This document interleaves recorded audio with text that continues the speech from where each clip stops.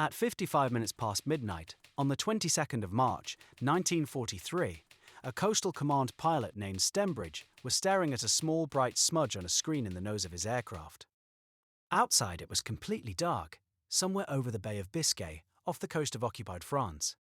The smudge was a German submarine running on the surface 7 miles away. And it had no idea he was there. His aircraft was a Wellington, an old fabric-covered bomber that Bomber Command had thrown away and handed down to the men who hunted submarines. Painted on its side was a single letter, G, for George. Stembridge had 5 other men with him in the dark, and between them and the submarine, there was nothing but 7 miles of empty night. For 4 years that night had belonged to the U-boats. A submarine on the surface, in darkness, was a submarine that was safe. It could run its diesels, charge its batteries, breathe, and watch the sky. And if an aircraft came near, the warning set down in the radio room would start to sing in the operator's headphones. A rising note that meant one thing: dive now, you have been found. On the boat below Stembridge, that set was switched on and listening. It heard nothing. The sky was empty. The sky was always empty now, right up until the moment it was not. Stembridge put the nose down and began to lose height, holding the smudge on his screen. At 1 mile he reached out and switched on a searchlight mounted under the wing. And a hard white beam dropped into the black and found them. A long grey hull, a conning tower, men already in the act of crash diving, far too late. The depth charges fell from 70 feet. In the trough thrown up by the explosions, the rear gunner looked back and saw the full length of the submarine roll over, keel uppermost, and slide under. The men in that submarine never heard a thing. Their warning set worked perfectly all the way to the end. So what, in the spring of 1943, had started killing them in the dark? What was killing them was a radar. But the radar was only the last move in a long contest fought over one stretch of water, the Bay of Biscay, and a few centimeters of radio wave. Every U-boat that sailed from the great concrete pens on the French coast had to cross the bay to reach the Atlantic, and cross it again to come home. It was the one piece of ocean the boats could not avoid, which made it the one piece of ocean where the British could be sure of finding them. The whole struggle came down to who owned the bay, by day and by night. For the men in the submarines, the crossing became the worst part of the voyage, worse in some ways than the convoy battles they were sailing to fight. A boat could be sunk in the bay before it had fired a single torpedo, before it had even reached the war. They ran on the surface because a submarine of that era was slow and nearly blind underwater and had to use its diesels to get anywhere at all. By 1943, running on the surface was an act of faith that grew harder to keep every week. What the boats were crossing the bay to reach, out in the open Atlantic, was the lifeline of the whole war. Britain did not grow enough food to feed itself, did not pump enough oil to fuel itself, could not arm itself without raw materials from across the ocean. All of it came by sea, in convoys, long columns of slow merchant ships plodding from North America to British ports, and the U-boats had spent 3 years trying to cut that thread. By the start of 1943, they were close. Before the war, Britain had needed something like 47 million tons of imports a year. Her planners had cut that to the bone, down to 27 million, the bare minimum to keep the country in the fight, and even that was slipping out of reach. The merchant ships were going down faster than the shipyards could build them. The worst of it came in the month of this story, March 1943. In those 31 days, the U-boats sank more than 500,000 tons of shipping, and most of the killing fell in the first 3 weeks. A British Admiralty report said afterward, plainly, that the Germans had never come so near to cutting the link between the New World and the Old as they did in the first 20 days of March 1943. The battle that nearly broke the system was fought that month around 2 convoys, codenamed SC-122 and HX-229, crossing the North Atlantic close together. Around 90 merchant ships, guarded by some 16 escorts, were found by a wolf pack of nearly 40 U-boats. Over 4 nights, the submarines sank 22 ships, for the loss of one of their own, and more than 300 merchant sailors went into the freezing sea. It was the largest convoy battle of the war, and at the Admiralty men began, for the first time, to ask aloud whether the convoy system itself had failed. Years later, Churchill wrote that the only thing that ever really frightened him in the whole war was the U-boat peril. The reason the Wolfpacks could do this was a hole in the ocean. For most of the war, there was a stretch of the mid-Atlantic, south of Greenland, that no aircraft from either shore had the range to reach. The crews called it the Black Pit. Inside it, a U-boat could run on the surface in broad daylight with no fear of the sky at all, gather into a pack and wait for a convoy to come to it. As long as the Black Pit existed, the boats had a sanctuary, and the convoys had to cross it alone. So the war came down to a simple, brutal problem. The only way to save the convoys was to find the submarines, and for years the submarines had been very hard to find. That was the contest, and for a long time the night belonged to them. Early radar could pick a boat off the surface, but lost it in the final mile, in the dark, just as the aircraft came in, and the boat would slip away. The British answer was almost crude, a searchlight powerful enough to light a submarine from the air, slung under the wing and slaved to the radar. They called it the Leigh Light. When the first squadron to carry it, number 172, took it into the bay in 1942, the change was immediate. By the account in one confidential war history, before it arrived, night attacks had been all but non-existent. Within 3 weeks, the squadron had 3 confirmed kills. And the U-boat captains, it noted, soon preferred to surface in daylight because they feared the searchlight more than anything that came at them by day. The Germans found their own answer in a box on the bridge, the detector they called Metox. British radar of that period swept the sea with a wave about 1.5 meters long, and Metox was built to hear exactly that. From the middle of 1942, it gave the boats their warning back. The aircraft would come, the box would sing, the boat would dive. The night was survivable again, and through the winter the bay went quiet. Then, in the early spring of 1943, the warning stopped and the boats began dying in the dark exactly as before. It happened the way it happened to the submarine under Stembridge. A boat running surfaced at night, the detector silent, the watch staring into nothing, and then a light overhead and the charges already falling. Crews that lived through a near miss all reported the same impossible thing. No warning at all, an aircraft out of nothing. What had changed was a single small piece of metal, small enough to hold in one hand, sitting in the belly of the aircraft. It was called a cavity magnetron, and it did what no German set could. It threw out great power at a tiny wavelength, 10 centimeters instead of 1.5 meters. A radar built around it could be small enough to fly and sharp enough to pick a conning tower out of the waves. And it worked on a wave so short that Metox could not hear it at all. The detector on the bridge was still listening for the long wave, and the long wave was gone. To a set tuned that way, the new radar simply did not exist. The British called the airborne version ASV Mark III. It had been built out of a bomber's radar and married to the Leigh Light, and together they left a U-boat nowhere to hide on the surface, in daylight or in the dark. The first aircraft carried it into the bay in March 1943. Within weeks, the squadrons there reckoned they were sighting very nearly every boat that tried to cross. The submarines were being caught going out and caught coming home, and the men aboard them could not work out how. The magnetron was a British invention, but the reason it was flying over the bay in such numbers runs through the United States, more than a year before any of this. In September 1940, with Britain standing alone, a small scientific mission crossed the Atlantic to Washington, carrying a metal box of the country's deepest secrets. It was led by a physicist named Henry Tizard, and the most valuable thing in the box was one of the first cavity magnetrons, built that year by John Randall and Harry Boot at Birmingham. The British simply handed it over.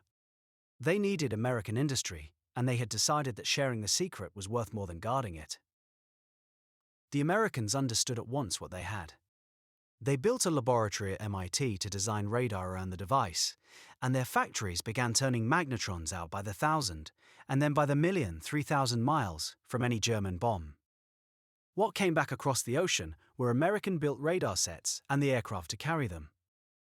The one that mattered most was the long-range Liberator, the heavy bomber with the reach to fly out into the Black Pit itself. Liberators carrying centimeter radar, British and American, began to close that gap in the spring of 1943, at the same moment the bay was turning into a killing ground. A submarine was no longer safe in the middle of the ocean either. The sanctuary was closing. Wherever it surfaced, something could find it. The results showed up in the only arithmetic that counted. In November 1942, U-boats sank 117 Allied ships. A year later, across September and October of 1943, they sank 9, while aircraft with radar destroyed 25 U-boats. The ocean had turned over. It nearly did not happen in time. There were not enough magnetrons in 1942, and a hard fight broke out over who got them. Bomber Command wanted them all to find German cities in the dark. Coastal Command argued the submarines were strangling the country now. And there was a question of secrecy underneath it all. A magnetron carried over Germany, if the aircraft was shot down, fell into German hands, while a magnetron carried over the sea fell into the water. For that reason as much as any, the sea got its share. It was one of the quieter ironies of the war that the safest place to gamble the secret was exactly where the enemy could have learned the most from it.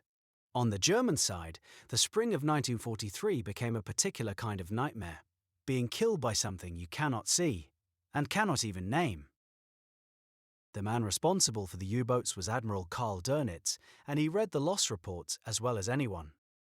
Boats were dying in the bay and dying in the Atlantic, and his commanders all told him the same thing, that the aircraft came with no warning. He was certain it was some new kind of detection. He could not work out what. In a report that May, he called it the gravest crisis of the entire submarine war, an enemy who, by means of location, had made the fight impossible. And here the U-boat command did something that, looking back, is almost unbearable. Unable to find the new radar, they decided the traitor was their own equipment. A theory took hold that the Metox detector, the box meant to keep them safe, was leaking a signal the British could follow, that the enemy was not using radar at all, but homing in on the boat's own warning sets. The idea may have been helped along by a captured British airman, who was supposed to have told his interrogators exactly that the RAF could pick up a Metox from 90 miles away. Whether he made it up to deceive them or only repeated a rumour, no one can now say. But the Germans, who suspected a trick and could not afford to ignore it, acted on it. In August 1943, the order went out to the whole fleet, and a U-boat officer remembered the words of it: "All U-boats, switch off Metox at once. The enemy is capable of intercepting." So they reached up and turned off their own ears. The killing went on exactly as before, which only seemed to prove the theory right. If they could not hide from the aircraft, Dönitz decided, they would fight them. Boats were ordered to cross the bay on the surface, in groups, guns manned, and shoot it out. For the air crews, it turned a hunt into a brawl. On a daylight patrol that July, a Wellington of Stembridge's own squadron found a big supply submarine on the surface, one of the tankers that kept the wolf packs fed at sea, and went in through a wall of flak. The aircraft was torn to pieces. Its pilot, a flying officer named Jennings, held his course anyway, and the burning Wellington came down on the submarine's deck, wrecking its guns and setting it afire. The boat was lost. So was the aircraft, and almost all its crew. When a ship pulled the survivors from the water, the one man left from the Wellington, its rear gunner, came aboard alongside the Germans he had just helped to sink. The British soon learned to stand off instead, and call in fast bowfighters that struck in packs and were gone before the gunners could settle. Staying up to fight had only made the boats easier to find, and in time the order was cancelled. So they tried to build their way out of it. New detectors came, one after another, each meant to catch the wave the last one had missed. One was pulled from service within months because the command feared it too was betraying the boats. Another could not hear the centimetre wave at all. When a detector finally arrived that could, it heard the radar only a few miles out. A minute's warning at best, on a fragile hand-turned aerial that had to be unbolted and carried below before the boat could dive. That last detail killed men by itself. Early in 1944, in the bay a boat caught on the surface began to crash dive. And her captain, a man named Hans Benker, stopped the dive because the aerial was still up and would be lost. He and another man climbed back for it. The boat went under while they were still on deck, and both of them drowned at the antenna, trying to save the thing that was meant to save them. And all the while, the answer had been sitting on a German workbench. On the night of the 2nd of February 1943, before any of this had reached its worst, a British bomber had been shot down over Rotterdam with one of the Mu centimeter sets aboard, the magnetron almost intact. German scientists recovered it, took it apart, and understood at once that they were looking at something years ahead of anything they had. They even gave it a name, the Rotterdam apparatus. They had the device. They had the wave. What they never managed, through all the months it cost them, was carry that knowledge to the men at sea. The captured set was a bomber's radar, a problem filed under the air defense of Germany. And the warning never reached the submarines being killed by the same kind of beam in any form they could use, until the war in the Atlantic was already lost. It all came to a head in a single month. May of 1943 is remembered by the men who lived through it as Black May. In 31 days, more than 40 U-boats did not come home, the worst month the submarine service had ever known, and the worst it ever would. They were being sunk faster than the yards could build them, and sinking almost nothing in return. More than 40 boats, and with them the better part of 2,000 men, most of them young, most of them volunteers, gone. The hunters had become the hunted, in the bay, in the Atlantic, everywhere they surfaced. For Dönitz, the month was personal as well. On the 19th of May, a boat called U-954 went down in the North Atlantic with every man aboard. One of them was an officer named Peter Dönitz, the Admiral's younger son, 21 years old. In the same days that Karl Dönitz was writing that the enemy's location devices had made the fight impossible, that same enemy, with those same devices, killed his boy. 5 days later, on the 24th of May, the Admiral pulled the U-boats back from the North Atlantic convoy routes, the routes that had been the entire purpose of the fleet. It was meant to be temporary. The boats went out again, in smaller numbers, into seas now full of radar, and they kept dying. The wolf packs that had come close to cutting Britain off from America were finished as a force that could decide the war. They would return later with breathing tubes and faster hulls, but the initiative was gone for good. And the men dying in those boats still did not really know why. They had switched off the one detector they blamed for their deaths. They had reached past the truth in a dozen directions, toward their own equipment, toward spies, toward bad luck, toward anything but the small magnetron in the nose of the aircraft. The thing their own scientists had pulled from a wreck a year before and never thought to send to sea. An enemy you can see, you can fight. They were being killed by a secret that had passed through their own hands, and they never knew to fight it at all. That night in March, the Wellington, called G for George, and the submarine that never heard it coming. We know about that night because the squadron wrote it down by hand, in its record book. And the line is still there. The contact held for 7 miles in the dark, the searchlight at a mile, the time 55 minutes past midnight, the depth charges from 70 feet, the boat rolling over keel, uppermost in the trough. That is where this comes from. The squadron's own diary, not a textbook. On the other side of that attack were men whose names are written almost nowhere, who went into the cold water of the bay still believing, to the very end, that some flaw in their own machine had given them away. The Battle of the Atlantic was not won by any one weapon. It was won by convoys and codebreakers and escort ships and the slow, enormous weight of American industry. But the radar the U-boats could not hear took from the submarine the oldest ally it had, which was the dark. It took back the night, and with the night, the bay, and with the bay, the Atlantic, the road that every campaign still to come, the invasion of Europe included, would have to travel.